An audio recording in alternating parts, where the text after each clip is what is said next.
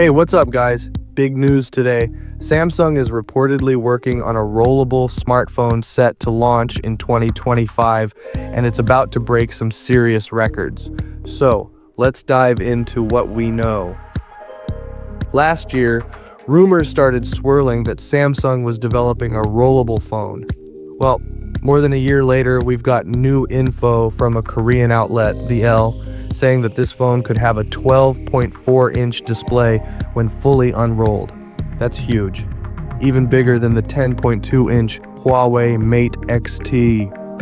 Unlike the Mate XT, which folds, Samsung's new device would roll out like parchment, making it the first smart ever with this unique form factor. But we still don't have any official renders or images yet, so how it'll work is anyone's guess.